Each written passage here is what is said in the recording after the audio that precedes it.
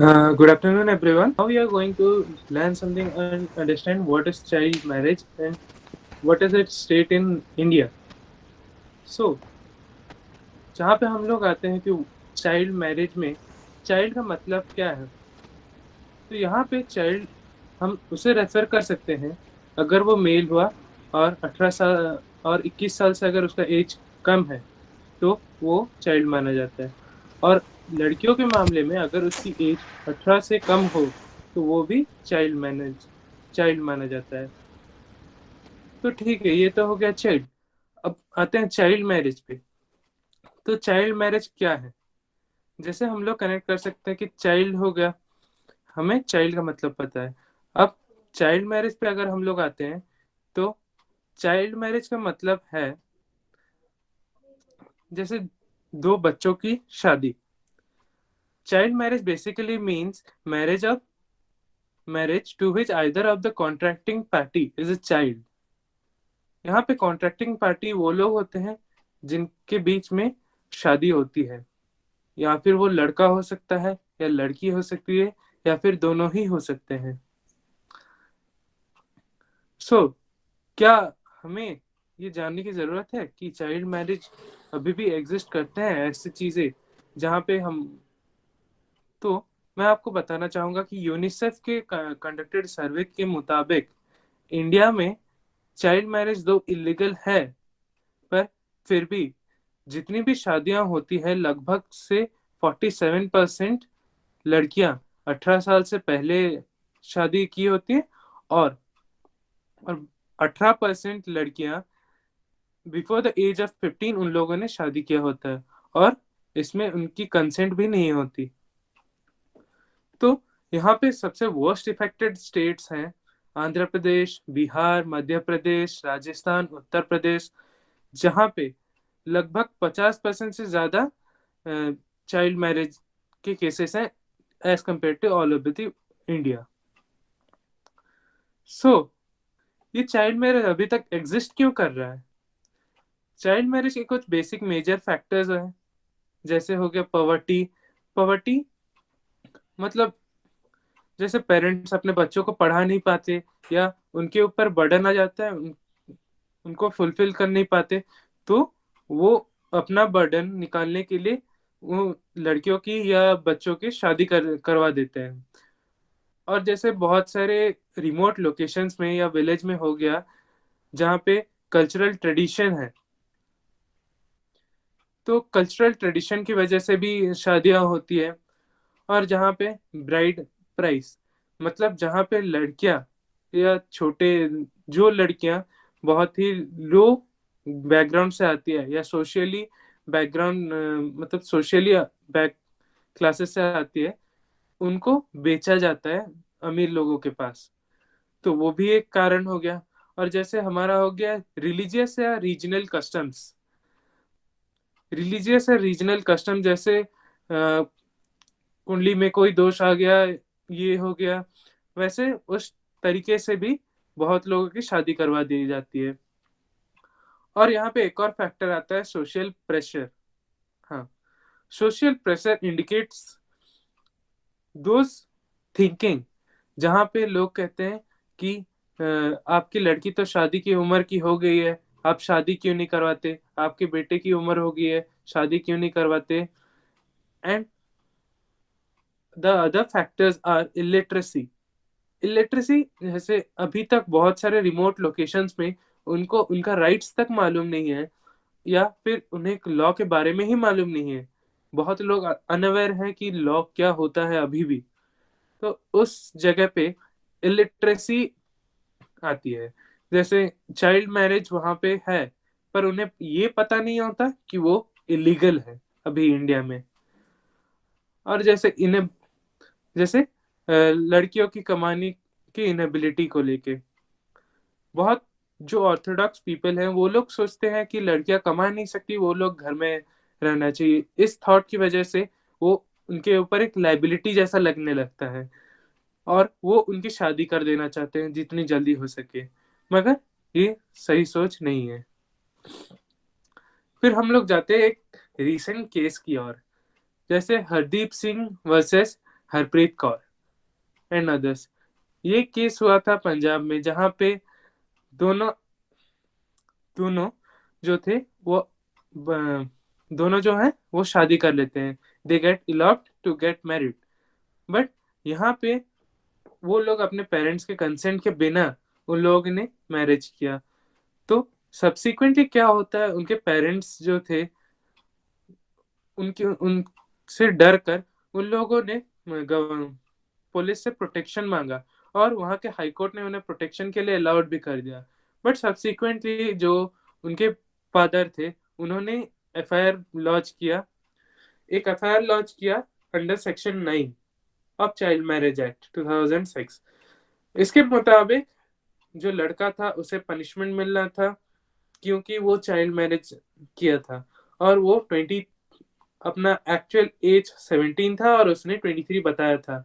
लेकिन बाद में ये सुप्रीम कोर्ट ने स्टे कर दिया, क्योंकि यहाँ पे इशू आता है कि हाई कोर्ट ने जो डायरेक्ट किया था सेक्शन 9 क्या लागू हो सकता है, और क्या इस मामले में क्रिमिनल मैटर है।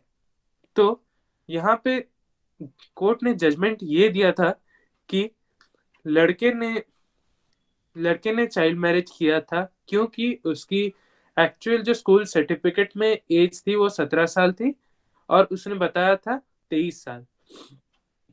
और ये सेक्शन सिर्फ लड़के पे लागू हो सकता है, और इस सेक्शन के हिसाब से जो लड़की थी वो दो एडल्ट है, पर उसे पनिशमेंट नहीं हो सकता, और सिर्फ लड़के को ही पनिशमेंट हो सकता है, क्योंकि ये सेक्शन बनाया गया था जो चाइल्ड ब्राइड होते हैं उनको प्रोटेक्ट करने के लिए, उनकी सुरक्षा के लिए। तो यहाँ पे कोर्ट ने एक और जजमेंट दिया कि क्योंकि यहाँ पे लड़की की एज 23 साल है और वो एडल्ट है, पर लड़का एडल्ट नहीं है, तो इस हिसाब से हाई कोर्ट ने सॉरी सुप्रीम कोर्ट ने हाई कोर्ट का फैसला ओवररूल करते हुए कहा कि उसे सजा नहीं हो सकती, क्योंकि वो अभी माइनर है, और सेक्शन 9 में सजा सिर्फ एडल्ट मेल को मिलती है जहां पे ब्राइड माइनर होता है। मगर क्योंकि वो उसने अपना एज छुपाया था, उसके लिए उसे क्रिमिनल के क्रिमिनल ऑफेंस के अंदर प्रोसिक्यूट किया गया। और इससे सिमिलर केस है Gururaj versus state of Karnataka और Khasibai and others versus state of Karnataka. जैसे ये दो सिमिलर केसेस हैं जहां पे वही सेक्शन 9 को रिवोक किया गया था, मगर वो थोड़ा अलग हो गया। तो इन सब के बाद हमें क्या पता चलता है, अभी तक स्टैटिस्टिक्स क्या बोलते हैं। तो चलिए स्टैटिस्टिक्स देखते हैं। तो क्या आपको पता है इंडिया में वर्ल्ड के 1/3 चाइल्ड ब्राइड्स रहते हैं। हाँ, इंडिया में there are 223 million child brides, जिनमें से 102 मिलियन, या फिर बोल सकते हैं तकरीबन 1 करोड़ 2 लाख लोगों की लड़कियों की शादी हो जाती है 15 साल से पहले। और हाँ, इनमें से सबसे मेजर चाइल्ड ब्राइड रहते हैं उत्तर प्रदेश, बिहार, वेस्ट बंगाल, महाराष्ट्र, मध्य प्रदेश, उत्तर प्रदेश जैसे जगह से आते हैं। और ये भी यूनिसेफ के सर्वे के मुताबिक पाया गया कि हर एक में से 4 लड़की की शादी 18 साल से पहले ही हो जाती है। और इंडिया में अभी चाइल्ड मैरिज घट रही है, और फिर भी 40% से ज्यादा यंग लेडीज, जहाँ पे जैसे बिहार या वेस्ट बंगाल में जल्दी से शादी करवा दी जाती है। और हम क्या बोल सकते हैं, यहाँ पे मेजोरिटी ऑफ द वुमेन्स जो अपना चाइल्डहुड गवा देती है या फिर चाइल्ड ब्राइड हो जाती है, तो यूनिसेफ के सर्वे के मुताबिक उनका बहुत ज्यादा बड़ा फैमिली हो जाता है, जिससे उनके ऊपर बहुत ज्यादा प्रेशर भी आ जाता है। सो और अभी इंडिया जैसे प्रोग्रेसिंग कंट्री में चाइल्ड मैरिज एक स्ट्रॉन्ग ऑफेंस है, और यहाँ पे वो बहुत कम होता जा रहा है कंपैरेटिवली। और यहाँ पे ये भी मानना है कि 2030 तक चाइल्ड मैरिज कंप्लीटली अबॉलिश हो जाएगा। और यूनिसेफ के सर्वे के मुताबिक ये भी हमें जानने को मिला है कि चाइल्ड मैरिज में चाइल्ड गर्ल ब्राइड ज्यादा होते हैं बॉयज से। तो अब तो हो गई स्टैटिक्स की बात। अब हम जाते हैं problem arising out of child marriage. Problem arising out of child marriage में हम लोग क्या समझ सकते हैं? चाइल्ड मैरिज जैसे चाइल्ड मैरिज लड़कियों या लड़कों का, जिन लोगों का चाइल्ड बचपन में ही शादी हो जाता है, उनका बचपन छीन लेता है, और वो बहुत नेगेटिवली इन्फ्लुएंस करता है बच्चों के राइट टू एजुकेशन, हेल्थ और प्रोटेक्शन के से। और एक लड़की जिसकी शादी हो जाती है बहुत जल्दी छोटी उम्र में, वो ना ही स्कूल जा पाती है और ना ही अपने पूरी क्षमता से अपने घर को सर्व कर पाती है। और ये भी माना गया है कि जो लोग चाइल्ड ब्राइड होते हैं, उन उन लोगों को डोमेस्टिक वायलेंस और एचआईवी और एड्स जैसे भी बीमारी होने का बहुत ज्यादा ही रिस्क रहता है। और यहाँ पे चाइल्ड ब्राइड्स को, स्पेशली चाइल्ड ब्राइड्स को, जैसे प्री मैच्योर प्रेगनेंसी हो गया, उसका बहुत सारा कॉम्प्लिकेशन भी आ सकता है। तो इसको रोकने के लिए यूनिसेफ ने प्रपोज किया 5 स्टेप्स, जैसे to enhance the legal and development policy framework for enabling the environment that protects the right of adolescents, girls and boys. हाँ, और to increase the generation and use of robust evidence-based advocacy program, learning and tracking progress, or to enhance the system and services that respond the adolescents at risk of affected by child marriage, and to increase the social action, acceptance and visibility, investing in supporting girls and setting the social expectation relating girls, including engaging boys and men's. And the most important one is to make people aware of the offense. हमारे government ने child marriage को रोकने के लिए बहुत सारे steps भी लिए, और उसके हिसाब से लॉ भी बनाए हैं। और हर लॉ में ये एक क्लॉज भी है, जैसे हमारे हिंदू मैरिज एक्ट, जहाँ पे हिंदू फैमिलीज के मैरिज के लिए जो एक्ट है, उसमें बताया गया है कि the marriage can be only solemnized if the girl and boy is above the age of 18। हाँ,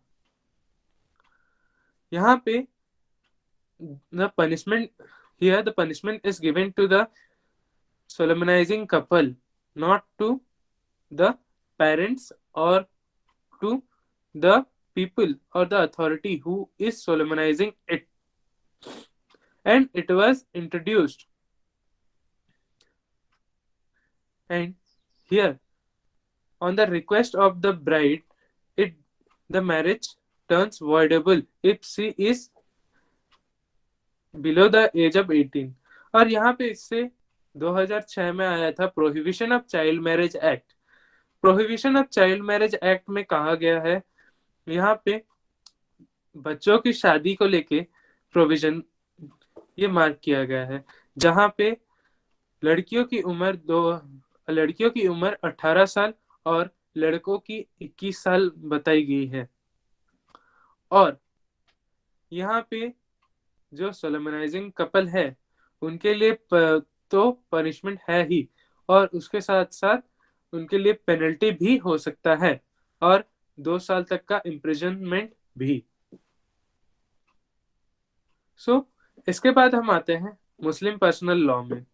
मुस्लिम पर्सनल लॉ में भी दो ये अनकोडिफाइड है, पर इसमें भी बताया गया है कि चाइल्ड मैरिज वो है जो दो लोगों के बीच होता है और दोनों की उम्र या एक की उम्र 15 साल से कम होता है। पर क्योंकि मुस्लिम लॉ में एक शादी चाइल्ड मैरिज एक शादी एक कॉन्ट्रैक्ट होता है, इसलिए उसके पेरेंट्स बिना लड़की के सहन बिना लड़की के कंसेंट से भी उसकी शादी करवा सकते हैं। सो however the option is available to the girl that she can challenge the marriage before turning the age of 18 and if the marriage is not yet been consummated।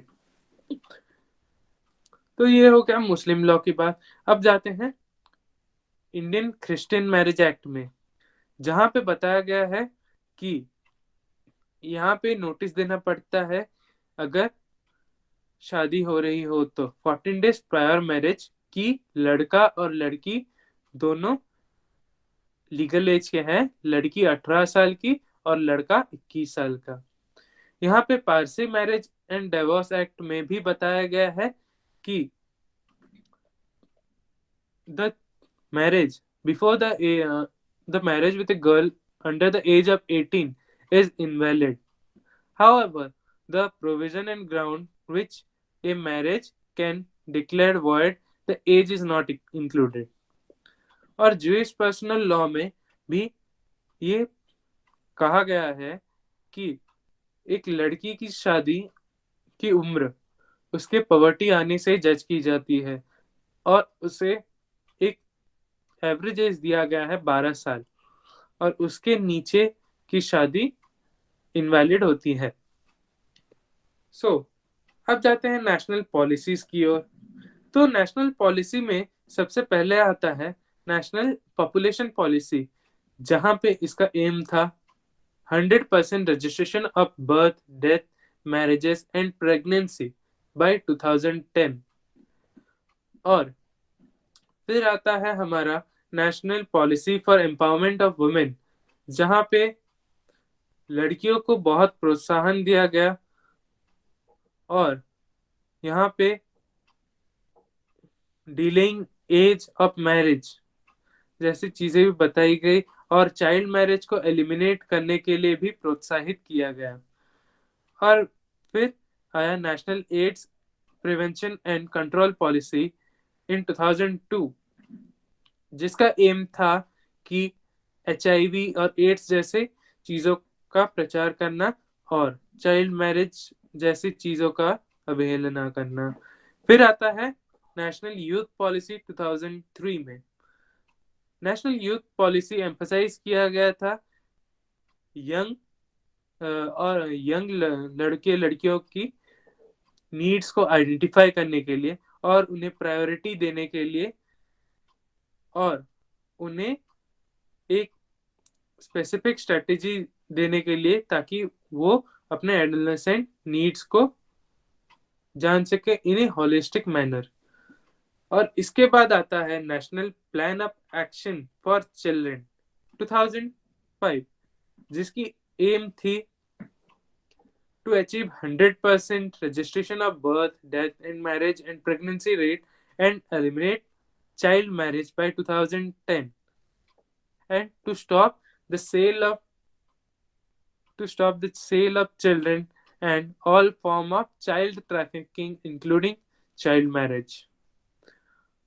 फिर आता है नेशनल पॉलिसी फॉर चिल्ड्रन, जिसने recognize किया था लड़के और लड़कियों below the age of 18 and यहाँ पे सेट किया गया था territorial and jurisdiction of country, जिसके हिसाब से सर्वे हुआ था।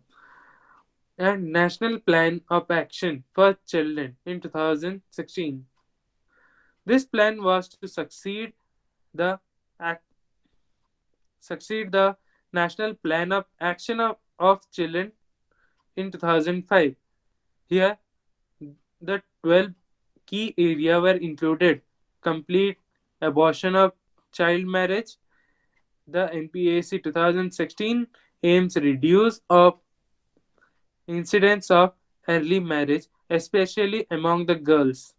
And NPSC 2016 has highlighted that it will reduce the prevalence of child marriage by 15% by 2021. So, इसके बाद और भी सपोर्टिंग पॉलिसीज आई थी, और वो पॉलिसीज थी जैसे the Rajiv Gandhi scheme for empowerment of adolescence girls. इस स्कीम के मुताबिक ये कवर करने वाला था all out of school and school going adolescent girls in age group of 11 to 18 years. फिर आया किशोर शक्ति योजना।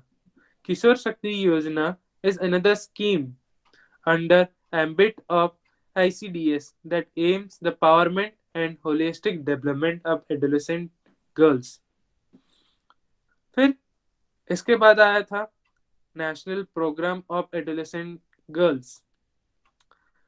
National Program for the Nutrition Program for Adolescent Girls was launched in 2002 and 2003 as a pilot project in 51 districts to address the nutritional needs of the adolescent girls and pregnant women and lacting mothers।